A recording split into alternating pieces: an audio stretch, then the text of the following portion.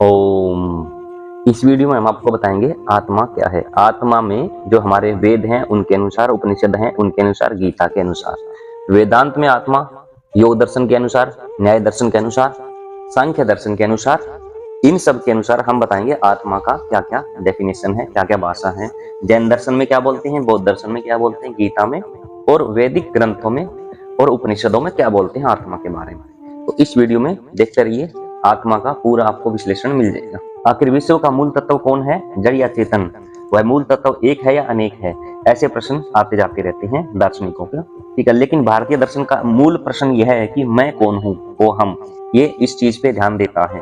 अंदर की खोज करते हुए धार्मिकों को यह पता चला है कि दिखाई देने वाला तन वह नहीं है, वह मन भी नहीं है, वह तो आत्मा स्वरूप है। मैं कौन हूँ प्रश्न का उत्तर मैं ब्रह्म हूँ के रूप में साधकों को पता चला है। जिन मनीषियों ने आत्मा का अनुभव किया है उन्होंने उस अनुभव को अपने अपने शब्दों में व्यक्त किया है। इसलिए एकम सदम विप्रा बहुधा वद्यन्ति महावाक्यों में प्रमुख बन गया है। वैदिक ग्रंथों में आत्मा का क्या बोलते हैं? ऋग्वेद में उस एक परम तत्व को अव्यय ज्योति के रूप में निरूपित किया गया है। इस अद्वैतवादी विचारधारा में आत्मा और ब्रह्म का तादात्म्य स्थापित किया गया है। इस जगत का आत्मा निष्काम, आत्मनिर्भर, अमर, स्वयं सिद्ध, आनंद में सर्वश्रेष्ठ, सदैव युवा और शाश्वत है। उसके ज्ञान से ही मृत्यु को जीता जा सकता है। निरुक्त में कहा गया है कि ईश्वर के रूप में जो परम सत्ता है वही विश्वात्मा है और समस्त देवगण उसी विश्वात्मा के शरीर के अंग है। वेदों का यही अद्वैतवाद उपनिषद, गीता और वेदांत का मूल आधार बना है। उपनिषदों में आत्मा क्या बोलते हैं? अयम आत्मा ब्रह्म, अहम ब्रह्मास्मि, सर्वम खलविदम ब्रह्म। विभिन्न उपनिषदों में उस एक परम तत्व को ब्रह्म, आत्मा, सत्य आदि अनेकों रूपों में वर्णित किया गया है। आत्मा एवं इदम सर्वम अर्थात यह सब कुछ आत्मा ही है। प्रारंभ में आत्मा मात्र था, आत्मा एवं इदम अग्रे आसीत्। अतः उपनिषद मानता है कि आत्म ज्ञान ही सर्वोच्च ज्ञान है, पराविद्या है। आत्मा को जान लेने से सब कुछ ज्ञात हो जाता है। काम, क्रोध इत्यादि वृत्तियों का दमन करके श्रवण, मनन, निधिध्यासन के द्वारा आत्म ज्ञान प्राप्त किया जा सकता है। मांडुक्य उपनिषद में आत्मा की 4 अवस्थाओं का वर्णन है: जागृत, स्वप्न, सुषुप्ति और तुरीय अवस्था। जागृत अवस्था में आत्मा बाह्य वस्तुओं का अनुभव करता है, स्वप्न अवस्था में मानसिक जगत का और सुषुप्ति अवस्था में सारे विषयों का लोप हो जाता है। ये तीनों आत्मा की अपर वाली अवस्थाएं हैं, जिनमें क्रमशः विश्व, तेजस और प्राज्ञ कहते हैं। ये आत्मा का आंशिक ज्ञान है। तुरीय अवस्था में आत्मा का पूर्ण ज्ञान होता है। व्यक्तिक आत्मा अर्थात जीवात्मा और परमात्मा में भेद किया गया है। आत्मा का सूक्ष्म विश्लेषण कर उपनिषद में कहा गया है कि तन, मन, प्राण, बुद्धि यह सब परिवर्तनशील बाह्य रूप आत्मा के वास्तविक नहीं है, यद्यपि इनका मूल आधार आत्म तत्व ही है। जीव अज्ञानवश सुख दुख के बंधनों से ग्रस्त है। आत्म ज्ञान होने पर द्वैत नष्ट हो जाता है, क्योंकि आत्मा एक ही है। आत्म सच्चिदानंद रूप है, आत्मा सच्चिदानंद रूप है। आत्मा और परमात्मा एक ही है। आत्मा पूर्ण है और ब्रह्म भी पूर्ण है। ब्रह्म की पूर्णता से आत्मा की पूर्णता निकालने पर जो कुछ बचता है वही पूर्ण है। इसलिए एक महावाक्य है, पूर्णम पूर्णमदम पूर्णमिदम। गीता में आत्मदर्शन, गीता में आत्मा को अजन्मा, सनातन और पुरातन बताया गया है, जो शरीर के नष्ट हो जाने पर भी नष्ट नहीं होता। जैसे पुराने वस्त्रों को त्याग कर मनुष्य नए वस्त्रों को ग्रहण करता है, वैसे ही आत्मा पुराने शरीर को त्याग कर दूसरे नए शरीर ग्रहण करती है। शस्त्र इन्हें काट नहीं सकते, आग इसे जला नहीं सकती, जल इसे गीला नहीं कर सकता और वायु इसे सुखा नहीं सकती। यह आत्मा अव्यक्त, अचिंत्य और विकार रहित है। गुणातीत होने के कारण वह सुख दुख से परे केवल तटस्थ दृष्टा मात्र है। निर्गुण होने के कारण वह देह के गुणों से लिप्त नहीं होती। जिस प्रकार एक ही सूर्य संपूर्ण ब्रह्मांड को प्रकाशित करता है, उसी प्रकार आत्मा संपूर्ण शरीर को प्रकाशित करती है। जीव परमेश्वर का सनातन अंश है। चार्वाक दर्शन में क्या बोला गया है आत्मा के बारे में?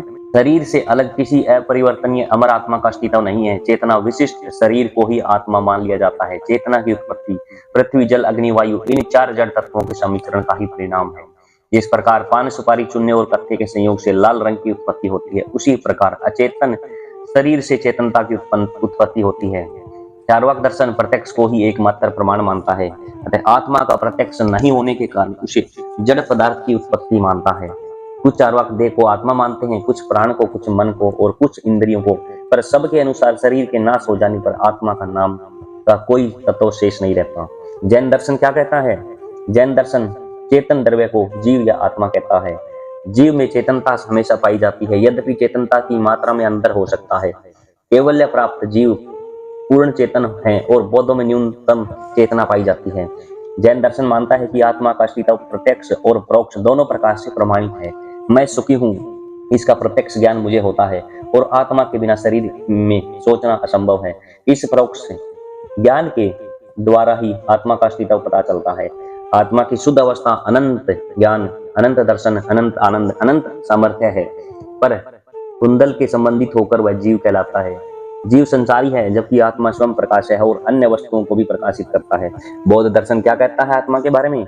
बौद्ध दर्शन कुछ क्षणिक, परिवर्तनशील और अनित्य मानता है, जबकि आत्मा को स्थायी और नित्य मानता है। अतः बौद्ध दर्शन अनात्मवादी दर्शन है। आत्मा के संबंध में पूछे जाने पर बुद्ध मौन हो जाते थे। बौद्ध दर्शन के अनुसार आत्मा चेतना का प्रवाह है और जैसे नदी विभिन्न जलकणा निरंतर प्रवाह में एक धारा का आभास देते हैं, उसी प्रकार से मानसिक विचारों, प्रत्यक्षों और भावनाओं के समूह के निरंतर प्रवाह में स्थायी आत्मा का आभास होता है। न्याय दर्शन में आत्मा क्या है? न्याय दर्शन मानता है कि आत्मा निर्व्यय और विभु है, काल और दिक्क से परे है। चेतनता आत्मा का आगंतुक गुण है, स्वरूप लक्षण नहीं। जब आत्मा का मन के साथ, मन का इंद्रियों के साथ, इंद्रियों का बाह्य वस्तुओं के साथ संपर्क होता है, तब आत्मा में चेतनता का संचार होता है। आत्मा ज्ञान इच्छा आदि गुणों का आधार है। प्रतिसंधान, स्मरण, प्रत्यभिज्ञान करने वाला पूर्ण ज्ञान आत्मा ही है। न्याय दर्शन आत्मा के दो भेद मानता है, जीवात्मा और परमात्मा। फिर जीवात्मा के दो भेद मानता है, स्वात्मा और परमात्मा। शब्द और अनुमान के द्वारा आत्मा और परमात्मा का अस्तित्व प्रमाणित किया जा सकता है। कुछ प्राचीन न्यायिकों ने आत्मा की प्रत्यक्ष अनुभूति नहीं होती, पर नव्य न्यायिकों का कहना है कि मानस प्रत्यक्ष के द्वारा आत्मा का साक्षात्कार होता है। वैश्विक दर्शन क्या कहता है? वैश्विक दर्शन न्याय के सदृश वस्तुवादी दर्शन है। अतः आत्म संबंधी विचार भी वैश्विकों के न्यायिकों के समान ही है। सिर्फ आत्मा के मानस प्रत्यक्ष के संबंध में वैश्विकों के बीच मतभेद है। कनाद और प्रस्पाद आत्मा का मानस प्रत्यक्ष नहीं मानते, पर शंकर मिश्र आत्मा का मानस प्रत्यक्ष मानते हैं। सांख्य दर्शन में क्या है आत्मा? सांख्य दर्शन दो मौलिक तत्व हैं, प्रकृति और पुरुष, अर्थात आत्मा।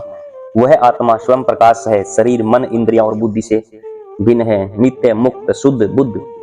पुरुष चेतन होते हुए भी निष्क्रिय है, जाता है पर ज्ञान का विषय नहीं बनता, केवल साक्षी है चैतन्य। वह अपरिणामी, सर्वव्यापी, सनातन, निस्त्रिगुण्य है। सांख्य पुरुष को आनंद स्वरूप नहीं मानता। योग दर्शन क्या कहता है? सांख्य के सदृश योग मानता है कि जीव स्वतंत्र पुरुष या आत्मा है, स्वभावतः शुद्ध चैतन्य स्वरूप है। जब आत्मा का स्थूल और सूक्ष्म शरीर से संबंध होता है तो अज्ञानवश जीवात्मा विकारों के साथ अपना तादात्म्य स्थापित कर लेता है, इसलिए सुख दुख का अनुभव करता है। यही आत्मा का बंधन है। चित्तवृत्ति का निरोध होते ही आत्मज्ञान होने पर नित्य, मुक्त, शुद्ध चैतन्य स्वरूप आत्मा का साक्षात्कार होता है, जो जीवन की पूर्णता है। मीमांसा दर्शन के अनुसार क्या है आत्मा? मीमांसा दर्शन अनेकवाद में विश्वास करता है। जितने जीव हैं उतनी आत्माएं हैं। आत्मा अमर है, चैतन्य आत्मा का स्वरूप, गुण नहीं, वर्ण औपाधिक गुण है। जब शरीर और विषयों का आत्मा के साथ संयोग होता है तो चैतन्य की उत्पत्ति होती है। आत्मा करता भी है और भोगता भी। जात, सुख, दुख आदि गुण आत्मा में समवाय संबंधित से रहते हैं। वेदांत में आत्मा क्या है? अद्वैत वेदांत के प्रतिपादक शंकराचार्य के अनुसार इंद्रिय, मन, बुद्धि, अहंकार और शरीर की उपाधियों से घिरा हुआ है और पृथक किया गया आत्मा ही जीव है। जिस प्रकार अज्ञानता के कारण रस्सी में सर्प की प्रतीति होती है और रस्सी का ज्ञान हो जाने पर सर्प तिरोहित हो जाता है, उसी प्रकार माया के प्रवाह से ब्रह्म का वास्तविक रूप निर्गुण ब्रह्म छिप जाता है और जगत तथा जीव सत्य प्रतीत होने लगते हैं।